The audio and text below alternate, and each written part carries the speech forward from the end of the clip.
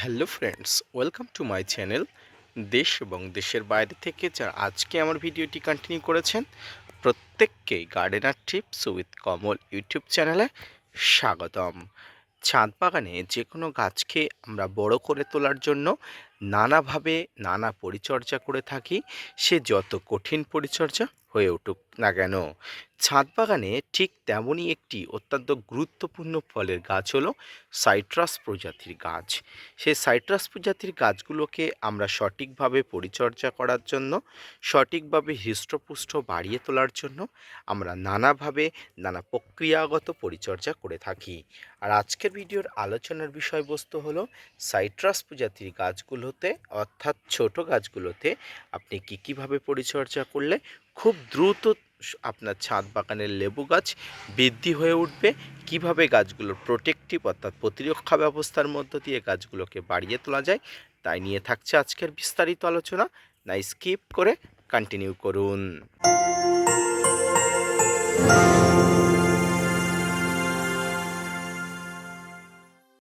সম্মানীয় দর্শক বন্ধুরা, এই মুহূর্তে অর্থাৎ ছাদ বাগানে আপনার যত ছোটই চারা গাছ থাকুক না কেন, আপনি একই পদ্ধতিতে অর্থাৎ একই প্রসেসে পরিচর্যা করবেন। যে সমস্ত ছাদ বাগানে লেবু গাছ আছে, ছোট্ট অর্থাৎ একদম ছোট্ট লেবু গাছ, যে গাছগুলো আপনি সবেমাত্র হয়তো কলম থেকে তৈরি করেছেন বা গ্রাফটিং থেকে সবেমাত্র এনে যে কোনো একটা কন্টেনারে এসে রোপণ করেছেন, সেই পাত্র লেবু গাছকে আপনি দ্রুত থেকে দ্রুততরের সঙ্গে পরিচর্যা করুন। এই পরিচর্যা করার মধ্যে অন্যতম যে পরিচর্যা, তার মধ্যে হলো জল সরবরাহ। যে কোনো গাছ বেঁচে থাকার জন্য তার পর্যাপ্ত পরিমাণ জল অবশ্যই দরকার। অর্থাৎ জল বা আপনার ছাদ বাগানের যে কোনো গাছের জন্য অত্যন্ত গুরুত্বপূর্ণ। প্রাণীকুলের অত্যন্ত জীবনদায়ী একটা পদার্থ হলো জল। এই জল সঠিকভাবে যে কোনো গাছকে আপনি প্রোভাইড করুন, সেটি বড় গাছ হোক বা ছোট গাছ হোক। এরপরে যে অংশটি বা এই পরে যে গুরুত্বপূর্ণ জিনিসটি আপনাকে করতে হবে ছাদ বাগানে, সেটি হচ্ছে খাবার। এই খাবার আপনার ছাদ বাগান থেকে শুরু করে মাঠ বাগানে প্রত্যেকটি গাছের জন্য গুরুত্বপূর্ণ, অত্যন্ত গুরুত্বপূর্ণ হিসাবে ধরা হয়।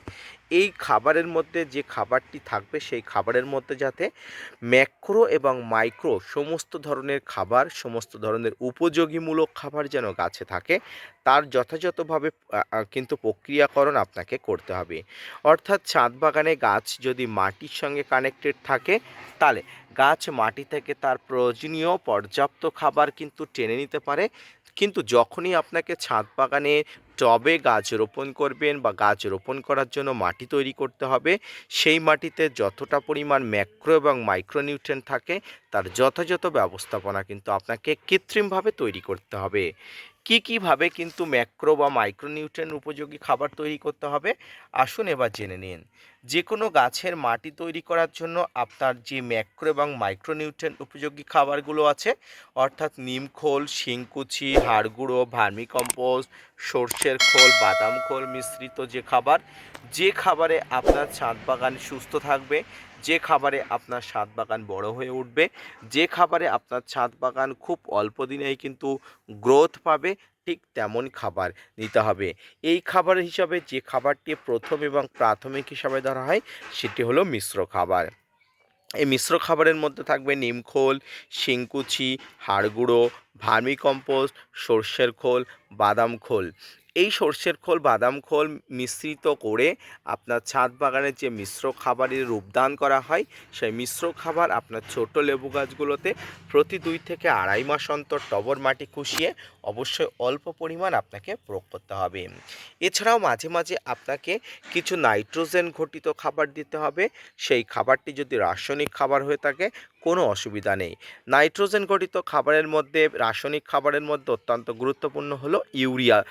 এই ইউরিয়া অত্যন্ত গুরুত্বপূর্ণ ছাদ বাগানে গাছকে সবুজ রাখতে, সতেজ রাখতে এবং পাতাগুলো খুব ডিপলি এই যে গ্রিন রাখতে এবং গাছগুলোকে শাখা পোশাখা বাড়িয়ে তুলতে অত্যন্ত গুরুত্বপূর্ণ কিন্তু নাইট্রোজেন। জৈব রাসায়নিক যে কোনো পদ্ধতিতেই আপনি নাইট্রোজেন সোর্স আপনি গাছে ব্যবহার করতে পারেন, কোনো ধরনের প্রবলেম নেই। এই সোর্স অফ নাইট্রোজেন যাতে গাছে সঠিকভাবে পায়, সেটিকে কিন্তু আপনাকে অবশ্যই নজর রাখতে হবে। সম্মানীয় দর্শক বন্ধুরা, এর পরবর্তীতে আপনাকে যেটা করতে হবে, গাছে সঠিকভাবে কিন্তু কীটনাশক এবং ফাঙ্গিসাইডের প্রয়োগ। দেখুন, সাইট্রাস প্রজাতির লেবু গাছগুলোতে একটা বিশেষ সমস্যা থেকে যায়। লেবু গাছের যখন কচি পাতা আসে, জাস্ট লাইক এমন, এই যে কচি পাতা আসে, এই কচি পাতা কিন্তু খাওয়ার জন্য নানা ধরনের পতঙ্গ, বিভিন্ন ধরনের ফাঙ্গাসের উৎপাত ঘটে, অর্থাৎ এক কথায় কাবাবসে হাড্ডি মতো অবস্থা হয়ে যায়। এই কচি পাতা খাওয়ার জন্য নানা ধরনের পাতা খাওয়া পোকার আক্রমণ ঘটে। তাই এই সব পোকা, এই সব ফাঙ্গাস, এই সব বিভিন্ন ধরনের সমস্যাকে দূর করার জন্য আপনার ছাদ বাগানে অবশ্যই একটি ভালো মানের কীটনাশক এবং ফাঙ্গিসাইড প্রয়োগ করতে হবে। একটি ভালো মানের কীটনাশক এবং ফাঙ্গিসাইডের মধ্যে আপনি যেটি প্রয়োগ করতে পারেন, আলফামেট্রিন 10% ইসি কম্পোজিশনের যে কোনো কীটনাশক, ইমিডাক্লোপিড গ্রুপের যে কোনো কীটনাশক এবং সাইপারমেট্রিন গ্রুপের যে কোনো কীটনাশক। সাইপারমেট্রিন গ্রুপের যে কোনো কীটনাশক আপনার ছাদ বাগানে লেবু গাছের জন্য অত্যন্ত গুরুত্বপূর্ণ হিসাবে কাজ করে। এই কীটনাশকের পাশাপাশি আপনি ফাঙ্গিসাইডের জন্য আপনি সাপ, ম্যানসার্ভ, Bavistin, রেডোমিনগোল, Blitox, Antracol, blue copper, এই ধরনের ফাঙ্গিসাইডগুলো আপনারা অবশ্যই প্রয়োগ করতে পারেন। যে কোনো গাছের ক্ষেত্রে কিন্তু এই ফাঙ্গিসাইড এবং কীটনাশক একত্রে মিশিয়ে আপনার ছাদ বাগানের ছোট থেকে বড় যে কোনো গাছের ক্ষেত্রে, বিশেষ করে আজকের আলোচনার বিষয়বস্তু যেহেতু সাইট্রাস প্রজাতির গাছ অর্থাৎ লেবু গাছ, সেই লেবু গাছে প্রয়োগ করতে পারবেন।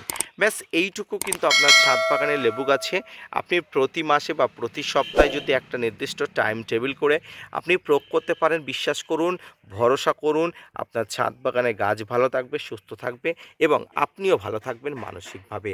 আজকে এইভাবে কিন্তু গাছগুলোকে পরিচর্যা করার পরে সমস্ত গাছগুলো বড় হয়ে ওঠে এবং গাছগুলো সুস্থ স্বাভাবিকভাবে জীবনযাপন করে।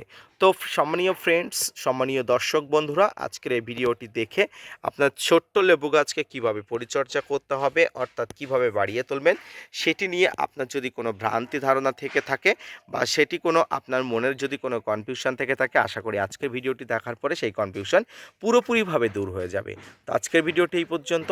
দেখা হচ্ছে পরবর্তীতে নতুন কোনো ভিডিও নিয়ে, নতুন কোনো তথ্য নিয়ে।